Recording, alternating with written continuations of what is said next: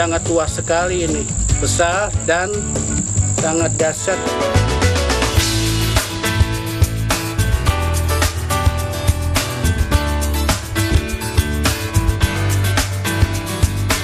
Belut memang kaya manfaat. Selain gurih rasa dagingnya, belut memiliki kandungan gizi protein yang cukup tinggi. Tidak heran, makanan berbahan baku belut juga semakin digemari. Jenis produk olahannya juga semakin beragam, mulai dari keripik, abon, hingga dendeng belut.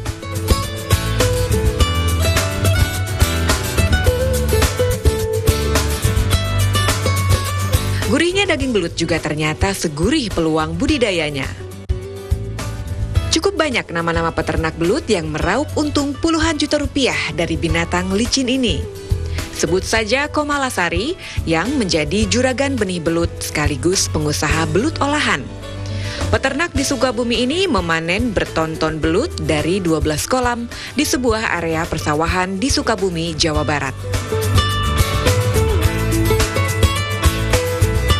Lalu, bagaimana dengan Anda yang hidup di perkotaan dan terkendala lahan? Masihkah ada peluang budidaya belut meski tidak memiliki sawah?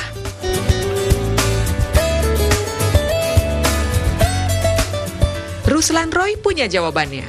Peternak belut di Jakarta Selatan ini memperkenalkan budidaya belut di media tong atau drum. Hasilnya pun cukup lumayan. Jika hanya sebagai bisnis sampingan, maka memiliki 10 tong saja sudah cukup untuk menambah penghasilan.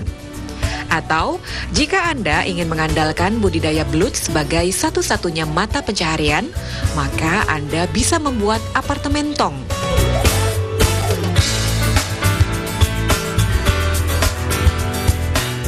Keunggulan dengan budidaya dengan tong, dengan belut itu banyak sekali. Di dalam kita berinvestasi, kita menekan risiko.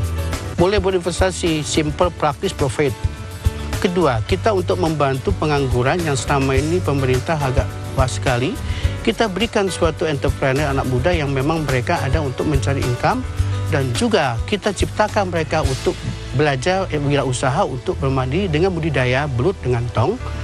Mulai dari yang terkecil, kalau memang kondisi terkecil ini baik, gampang, yang besar tinggal membuat apartemen tong atau mau bikin kelompok Karang Taruna anak muda atau ibu-ibu PKK atau dama wanita. Kalau satu kakak, satu tong, satu RT berapa tong? Setelah memang mereka itulah hanya memang begitu pas besar, gampang. Udah kecil memang mereka sudah layak, tinggal mengalihkan untuk tembok atau terpal atau jaring. Sebab yang kecil mereka sudah melakukan.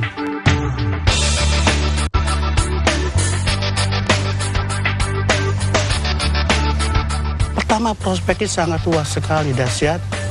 Khusus untuk kebutuhan di dalam negeri saja, kebutuhannya sudah baik sekali, apalagi untuk ekspor. Permintaan yang sudah kita buat sampai saat ini itu belum menutupi hanya sampai 11-12% daripada kondisi yang ada. Sebab selama ini budidaya belut di Indonesia pada umumnya mengandalkan alam, tidak dibudidayakan. Oleh karena itu, proses yang memang saya amati mulai dari Sabang Merauke itu baru 83% tanggapan, sisanya itu budidaya yang belum optimal. Oleh karena itu saya akan membalik. Kenapa membalik? Inilah saya buat bagaimana budidaya belut bisa masuk kota dengan pemanfaatan lahan sempit dengan memakai wadah tong dan drum.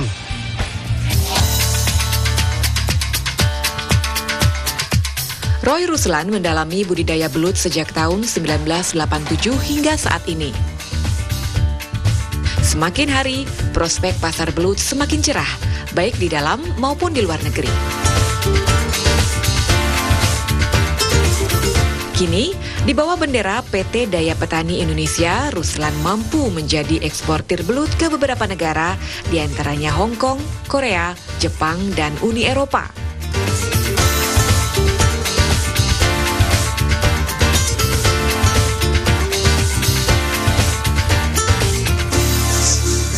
Jakarta saja, satu hari itu Jakarta kemampuan itu bisa sampai 5 ton belut. Ya, beberapa pasar. Jakarta belum di Godian, Jogja. Jogja itu satu pengrajin saja kurang lebih bisa sampai 2 kintal satu pengrajin dari 87 untuk keripik. Belum yang lain-lain. Apalagi khusus untuk sekarang ini kan banyak untuk bakso sosis itu besar. Kalau khusus untuk ekspor seperti Hong Kong, ya, Cina, pengetahuan itu sangat besar. Demandnya besar, suplai kita ya repot. Inilah suatu peluang yang sangat dahsyat bagi mereka yang bisa melihat suatu prospek yang begitu luas sekali. Jika pasar belut relatif tak ada kendala, maka Anda bisa mulai mencobanya sebagai usaha sampingan. Tidak harus dalam skala besar. Dengan hanya 10 tong saja, maka Anda sudah bisa membudidayakan belut dalam skala efisien. Di samping itu, untuk menekan ongkos produksi pakan, peternak pemula disarankan mampu membudidayakan cacing tanah sebagai pakan belut.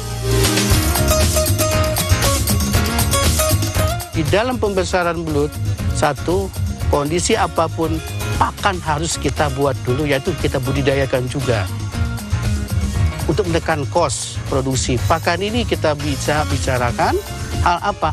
Seperti kita budidaya cacing, bekicot, keong mas, atau hal yang limbah-limbah yang kita kasih makan belut untuk menekan kos. Selama ini budidaya perikanan, ikan konsumsi, mereka akan jatuh karena pakan. Selain pakan, kunci keberhasilan budidaya belut juga terletak pada media lumpur yang disiapkan di dalam tong. Nah, Anda tertarik menambah penghasilan dengan membudidayakan belut di pekarangan rumah?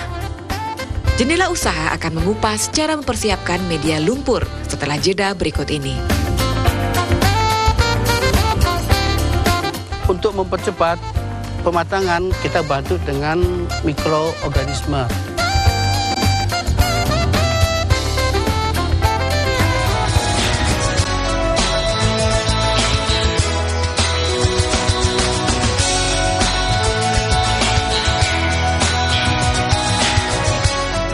Keberhasilan budidaya belut dalam tong terutama terletak pada kondisi media lumpur buatan. Selain sebagai lumpung pakan, media lumpur juga berfungsi sebagai rumahnya, sehingga kondisinya harus benar-benar sesuai dengan habitat belut.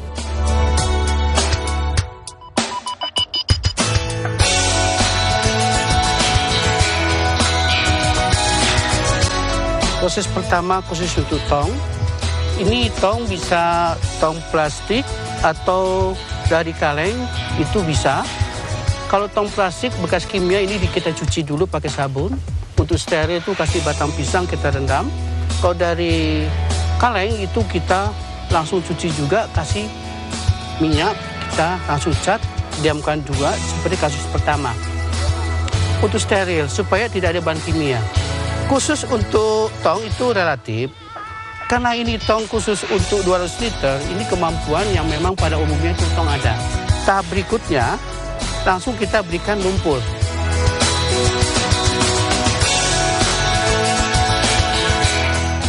Ini lumpur sawah atau lumpur bekas perikanan tak masalah, atau tanah kebun nggak masalah. Yang penting dia itu untuk hindarkan bahan kimia, ya, kita sterilkan dulu. Setelah itu, langsung di sini kalau kita sudah simulasi kita masukkan bokasi. Bokasi yaitu campuran dari jerami padi, ya, pupuk kandang, batang pisang dan bekatul, kita campur, kita aduk.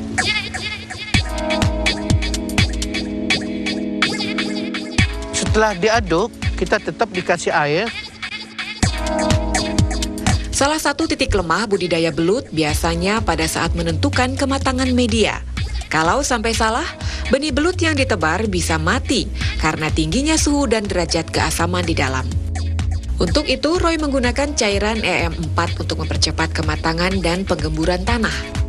Untuk mempercepat pematangan, kita bantu dengan mikroorganisme. Efektif mikroorganisme untuk membantu penggemburan daripada media yang ada sesuai habitat belut itu hidup. Ini namanya mikroorganisme, yaitu kita berikan di mana-mana ada. Selain memang M4 itu masih banyak yang lain. Yang penting komposisinya sama untuk mempercepat sesuai dosis yang ada. Setelah diaduk merata, maka media didiamkan selama kurang lebih 14 hari. Tujuannya agar media lumpur menjadi dingin, tidak ada bau, tidak ada gas, dan timbul cacing-cacing di dalam lumpur. Nah, jika sudah terlihat cacing di dalamnya, itu tandanya media siap ditaburi benih. Sebelum matang, sebelum kita masukkan bibit, ini harus kita berikan air diganti, ya kurang lebih supaya ganti air supaya dia itu oksigen tetap baik. Baru kita masukkan eceng gondok. Eceng gondok sesuai dengan kondisi yang ada kita kasih 4-5 batang masukkan. Setelah itu kasihlah tanam ikan-ikanan kecil. Untuk apa? Tumpang sari makan ini belut supaya selain kita belum masukkan bibit belut, menghindarkan kalau ada jentik nyamuk dimakan oleh ikan itu.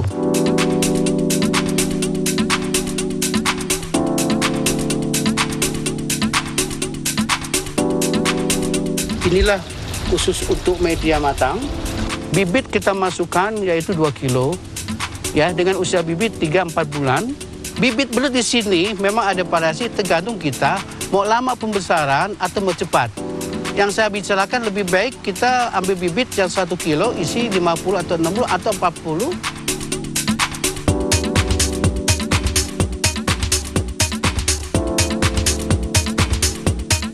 Setelah kita tebal bibit, hari keempat kita berikan pakan. Dengan apa pakannya? Pertama itu cacing. Pemberian pakan belut yaitu di sore hari. Mulai di atas jam 5. Untuk mempercepat pertumbuhan kita berikan vitamin. Sirkulasi kita berikan untuk oksigen 2 hari sekali nggak masalah. Setelah 3 hingga 4 bulan, maka belut siap dipanen. Tentunya cara memanennya juga sangat mudah karena berada di dalam tong.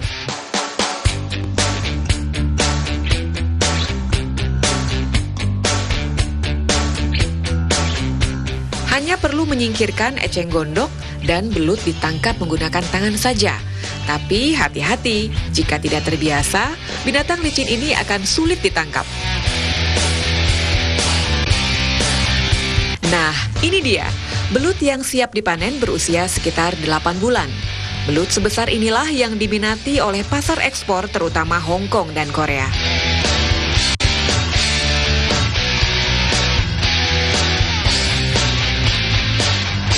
Untuk 1 kilogram bisa berisi 3-4 ekor belut.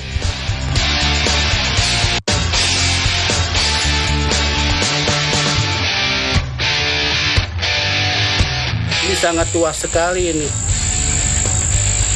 Besar dan sangat dahsyat ini.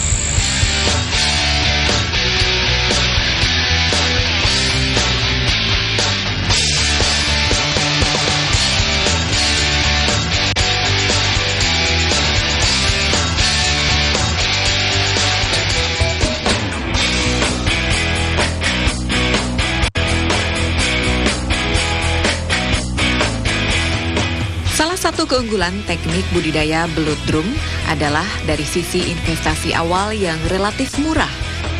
Peternak tidak perlu menyiapkan kolam pembesaran yang luas sehingga memangkas biaya tempat. Khusus budidaya belut itu sangat-sangat relatif mengenai investasi. Seperti yang saya sebut tadi, mulai dari pertama sampai akhir berinvestasi, kita 1 tong saja kita beri kurang lebih sampai 200 lah tong. Tong dengan ukuran drum 200 liter. Itu bisa dimanfaatkan bisa sampai 2-3 tahun. Dan lumpur di situ kita butuh tuh 60 kilo sampai 70. Lumpur itu kan tinggal ongkos bawa. Ongkos, nggak sampai 1 hari. Itu ongkos 1 hari untuk di Jakarta, di mana saya kan hanya rata-rata itu 10 sampai 20 ribu. Untuk ongkos bawa saja lumpur 1. Ini udah berapa gitu. Dan lihat juga khusus jerami. Jerami, pupuk kandang, dengan batang pisang, dan juga bekatul. Itu kita total kurang lebih di dalam 1 tong itu, kita ambil kurang lebih 35 kilo atau 40. Ditambah bibit. Bibit maksimum itu tong kurang lebih 2 kilo. Dengan usia bibit 1 kilonya itu isi 50-60 ekor. 2 kilo dengan harga 55 itu 110. Jadinya 120 tambah 110 itu kurang lebih kan sampai 200 sekian.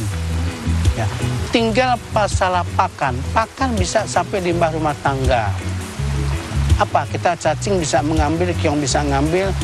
Kita masukkan selama dia 3-4 bulan, kita ambil kurang lebih 5 kilo. 5 kilo daripada total yang ada. 5 kilo kita buat, yaitu pakan 25.000, itu hanya 25.000 tambah. Jadi total ikutnya ada itu tidak sampai 300. Meski budidaya belut tong cukup efisien bagi peternak pemula, namun dari sisi hasil panen tidak bisa sebanyak budidaya belut dalam kolam. Sebab dalam 1 tong belut, maksimal belut yang ditebar hanya sebanyak 2 kg saja. Untuk itu, jika ingin menjadikan budidaya belut sebagai satu-satunya penghasilan, peternak harus memperbanyak jumlah tong yang dimiliki.